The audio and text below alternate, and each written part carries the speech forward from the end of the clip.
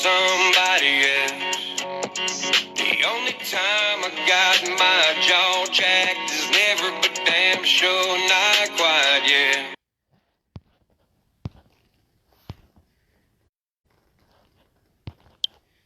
What's up, everybody?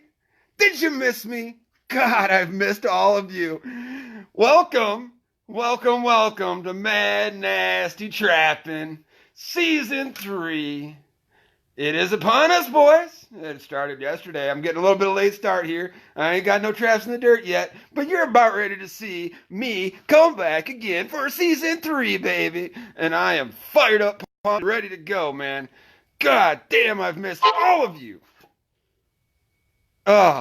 This season is gonna be something. And it ain't even started yet for me, really. Here in Michigan, though, it started about 24 hours ago, and I'm sure some of you boys, you guys have already gotten coons and beavers and other stuff in the traps. Beaver not open yet here in Michigan. But I'm sure you guys have got some coyotes and some other stuff. Hopefully you had a good time on the trap line in whatever state you're in. It's the middle of the week. This needs to start on a weekend. I'm so unprepared. Holy shit. People are jumping up in here. God damn. We got Jim. We got Stanley. Welcome back, Stanley. God, I've missed you. Good Lord. I'm going to wave at all of you. Wave, wave, wave, wave, wave. God dang. Everybody jumping up in here. It's not my usual high number crowd. But I can take it. It's still early. I kind of went vacant all off season. I apologize, guys, but there's some new material on the YouTube channel, Mad Nasty Trapping. If you're not subscribed, hit that subscribe and that notification bell, and that's all I'm going to say on that right now. Good God. How has everybody been? All right. So, we got this new season upon us. What have I done in the off season for trapping? Absolutely nothing. It's awful. Awful, awful. But I learned how to ride motorcycle. Crotch rocket only. Boom. That's what I've been doing in the off season, keeping my sanity by way of two-wheel on pavement. Ying, ying. Rip. That's what I've been riding on. Now, that leads me in to the beginning of this season, boys and girls, and all my fellow little kids that are out there trapping. Welcome to YouTube channel, Mad Nasty Trapping, in Mad Nasty's world. If you have not met me yet, I'm Dan with Mad Nasty Trapping, and you guys are going to enjoy it. This is probably the best trapping channel and the most entertainment you're ever going to get on YouTube, because I'm a goddamn YouTube guy that likes to trap shit, and I do it with a whole different attitude that nobody else does, so too bad for them, and good for me. But, leading in, I got this motorcycle right here. See, right there. Yep. And that's what I've been doing to keep my sanity, because all spring and summer, I'm going to try to keep this kind of short, man. I know you guys like the shorter videos and the longer videos when they have good content. But a long video with no content ain't worth a darn anyway. But I've been riding this motorcycle right here all spring and summer and part of fall. I've been riding that because my busted ass Beamer that broke down on me last season still isn't totally fixed. Yeah, I know. I blew going down the dirt roads to cut my season off early.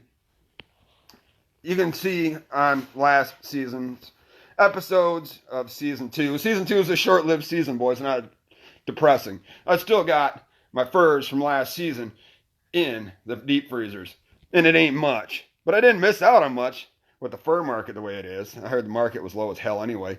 But regardless of the fact, I've been riding motorcycle all spring and summer and up to this point, because at this point, my busted BMW that broke down on the line last year, I got the suspension all fixed on it, but it's still having electrical problems. So at this point, I am still riding in a borrowed car.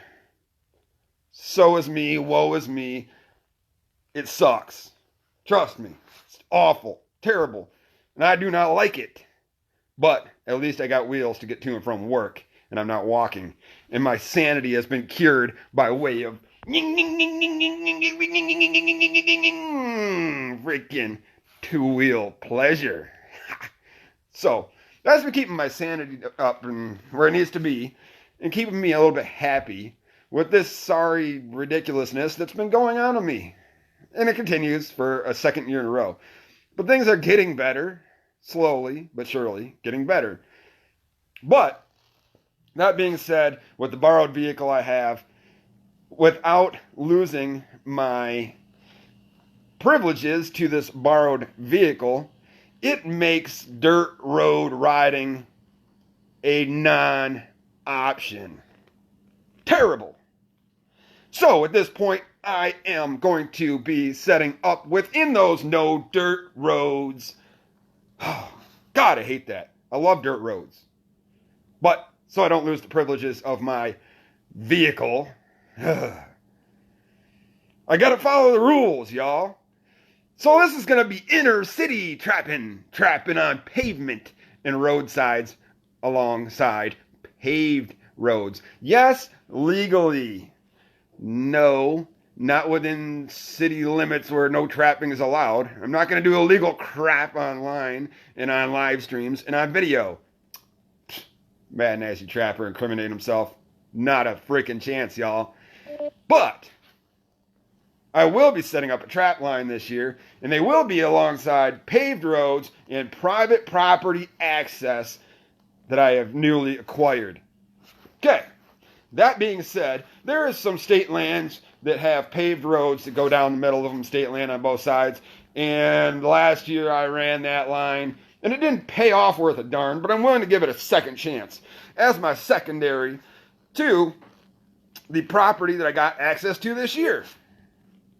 Okay? The property I got access to this year, it's kind of like a little parcel, but it is a very promising little parcel. That little parcel I got access to has not been hunted on or trapped on in over 20 years.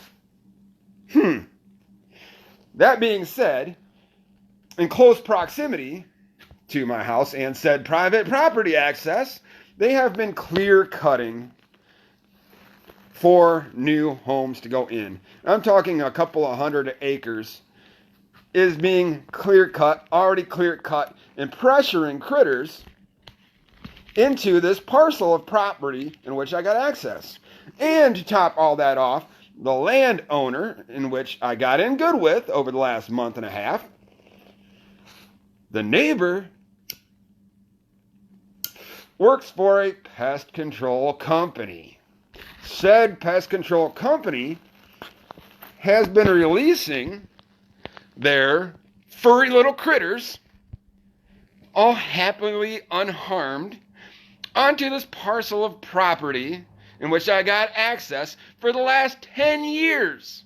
So in reality, there's 10 years worth of breeding fur critter on this property, with some being minimized by inner city road squish, Michelin squash, Goodyear splish, or bald tire splat.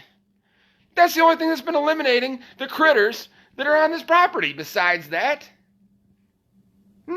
old age die-off maybe? I don't know. But this is uncharted, untouched, unmolested, untrapped, unhunted, 20 plus years property. God, I'm excited, and I am going to pepper that sucker with traps like a landmine field like nobody's ever seen before. I got so many on my goddamn wall, I don't even know what to do, y'all. I'm probably pushing 250, 300 traps. And if I have a minimal spot to trap in, I'm going to get to trapping. Lots of traps, little turf, and get the wildlife back into a proper and sound level. Proper land management.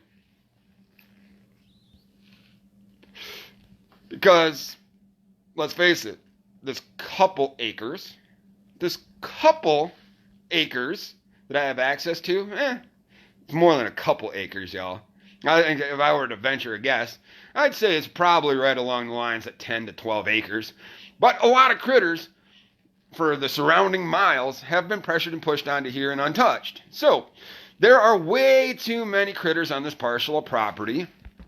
Watch my battery life. There's way too many critters on this parcel of property, and the right guy is on the job to go and maximize my catch on this piece of property and bring the population control down as said hunter and trapper should. within reason, bring it down to a manageable level in which the animals can thrive and be prosperous on this property at a manageable level where they have plenty of shelter, food, water, and non-overcrowding. I'm just taking care of the surplus, y'all. Isn't that what we're supposed to be doing? And aren't we supposed to be selective on our catch? I think that it's time we get back to the basics. And I'm going to have to show y'all what I can do on this piece of property. Now, I have only walked it. I have not trapped it. And it's promising to me. And we're going to have to see how it goes. So, that leads me into my next quick topic. So, up to this point, motorcycle, ride, borrowed vehicle, no dirt roads, keep stacking the deck against me. But I'm about ready to go out there and start slinging some steel, y'all. Damn, it's been a long time. I got 6 people on here. Hello, hello, hello. Everybody jumping up in here. Wave, wave, wave. Hi, hi, hi, hi. Holy moly. Welcome, everybody, to 2019-2020 Season 3 Mad Nasty.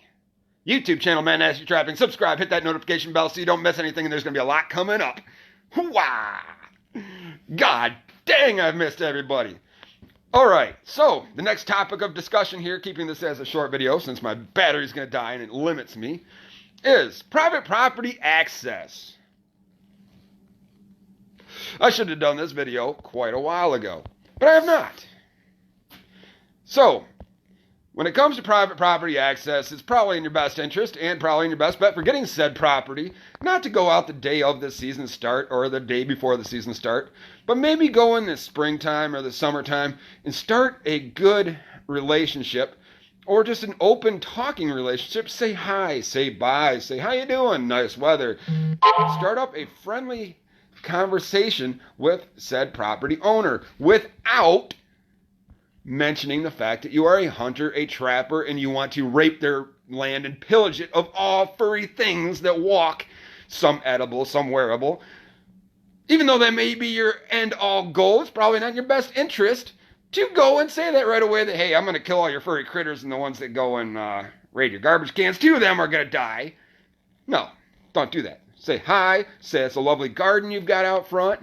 Say, hey, I noticed that fence, I can probably fix that. Or, you know what? Your garbage can was knocked over by some coons the other night. I'm the guy that picked it up since you were too busy going to work and stuffed the stuff back in your garbage can so it wasn't littered all over the roadside. That was me. How you doing? My name is Mad Nasty of Mad Nasty. Oh, no. Don't do that right away. But in said manner, I'm out there and I'm cruising around and I'm hitting my undisclosed lot. Cruising and trying to pop wheelies, dank nooners, and peel out burnouts and stoppies. Trying to learn, y'all, the basics of street bikeism. Oh, God. Can you imagine? Man nasty on a stoppie, pulls it into a 180 and a freaking pop-up high nooner wheelie. Yeah. I'm learning, y'all. But in said parking lot endeavors, I had a friendly neighbor, because it backs up to a wooded lot, y'all. Just so happens lightning strikes this guy every now and then. This friendly neighbor comes over on his 6-wheel buggy and says, hey. And I says, okay, I'll cut the engine, take the helmet off, and I'll introduce myself and see if this guy's like, hey, beat it with that bike of yours, noisy hooligan. But no, I says, hey, how you doing? And he says, oh, I was just coming over to see if you were popping some dank nooners, bro. Not really.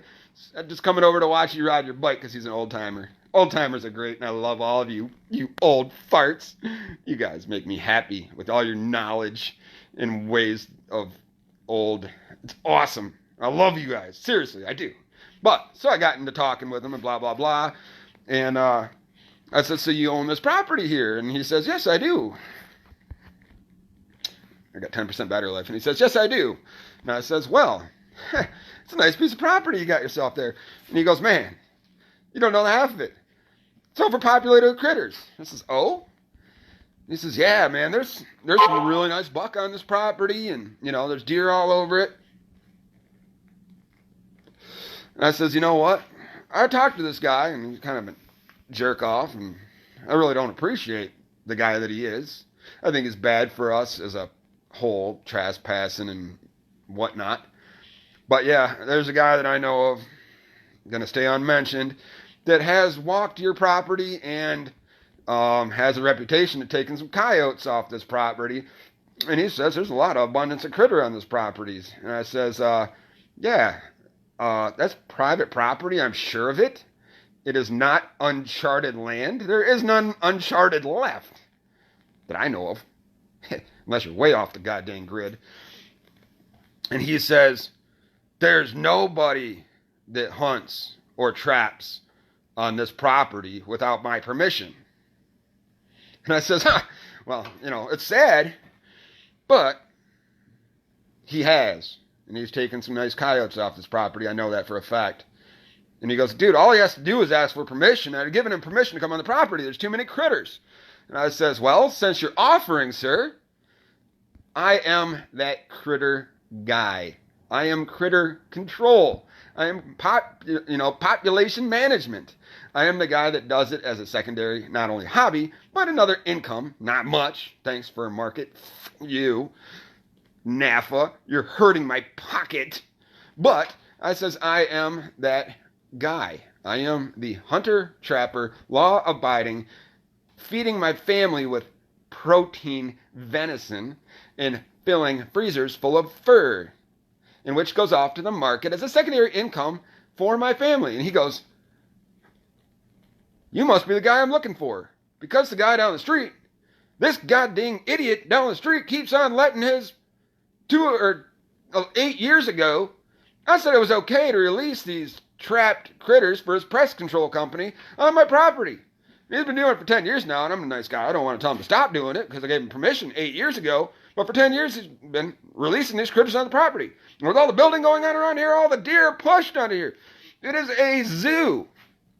You need to come in, and I give you and only you permission to come in and take care of this population clusterfuckery. And I says that to me. I shook his hand and says, hey, you will be hearing a lot more from me. Do you need anything done on this property? You want me to clean up some garbage? You want me to shovel your snow this year? Do you want me to mow your grass? Because I don't care. I'll kiss your... No. But I did offer to do some work on his property. He goes, no.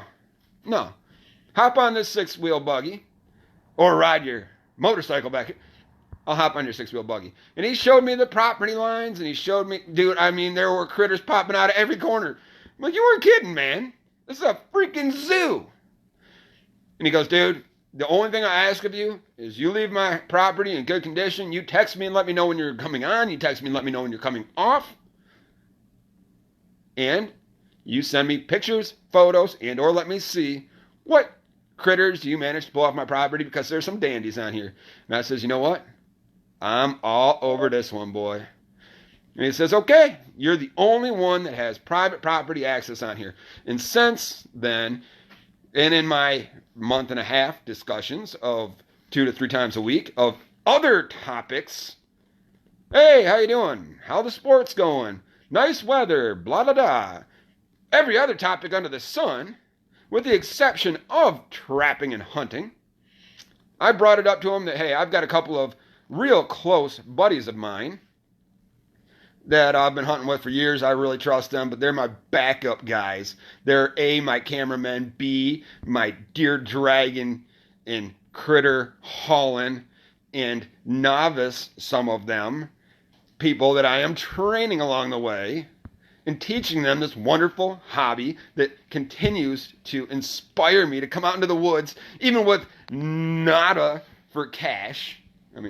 NAFA. They don't pay very much, but keeps me coming out because it's the love of the wild, love of the wilderness, and it's the enjoyment of the outdoors. And I am starting some newbies into these hobbies that are fading away, and I am getting the old timers out here to maybe teach me a little bit that I don't know. But these are guys that I trust and that I have known for a good period of time, and they will only come out with me. They will not come out by themselves And they will only come out with me with your permission. May I bring out a person or two with me? And he says, you know what? That's not a problem. And I appreciate the way you're going about this. And I says, I'm that guy. So, I have been deer hunting on this property a couple of times already. I have seen some deer out there so far. I have not filled my freezer yet. I'm just getting warmed up. There's plenty to choose from out there. But I will be running my first line this year. I'm going to start off small, y'all. But I will be starting my first line out there and see what happens. It should, in theory, be good. I hope. But at least it'll get me back into these videos. It'll get me back into the outdoors. It'll get me back into this trapping grind. And it'll get me making new videos. At very least, one new video a week for all my loyal fans, followers, subscribers, YouTube channel subscribers, notification bell pushers, and Facebook friends. Facebook friends, won't you all go over to YouTube channel Mad Nasty Trap and hit that subscribe and that notification bell, because the bulk majority of my material, due to censorship and whatnot, will be put exclusively on Mad Nasty Trapping YouTube channel. Now I may post a link to the YouTube video up on my Facebook page, but running the YouTube is going to be my main avenue of new material this year. It's got to be, guys. So, that being said, I'm going to start running a line. I'm going to start trapping. I'm going to get critters. I'm going to do it on small turf, city turf. And I'm going to bring you guys the material that you guys are craving that you missed out on last year. And I'm going to do it within the guidelines of my loaner vehicle that I have permission to use. And still have enough time for the woman and kids. And yes, little trapper. Oh, how I adore my 8-year-old now, little trapper with the pink traps. You remember the pink traps from last year? Yeah, they're right there. Some of them that didn't get stolen. And the bedazzle trap. These are going to be making a comeback again this year. You will see little trapper on the trap line. And maybe some exclusive little trapper segments. Maybe some episodes of little trapper on the line once a week. With just her. It'll be cool. Alongside with what you've come to love and appreciate, and you 500 plus subscriber notification bell pushes on the YouTube channel, and many, many, many more 2,000 plus followers of Mad Nasty Trapping right here on the Facebook. So, that being said, that's how it is. That's how it's going to be. That's how the season's going to start. And as soon as I get my BMW busted Beamer back on the road, it'll be back to the dirt road destruction hell that destroyed it last year for as long as it holds up. Hopefully till springtime, and I can hop back on my bike while I rebuild it in spring, summer, and fall, and get back again and again and again and again and again, because you can't get rid of me, because I can't get rid of the outdoors. I'm addicted.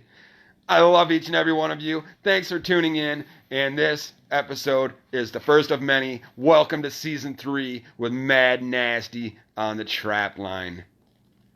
Thanks, guys. YouTube channel Mad Nasty Trapping. Subscribe, notification bell, and you will see me again sooner than you think. Later.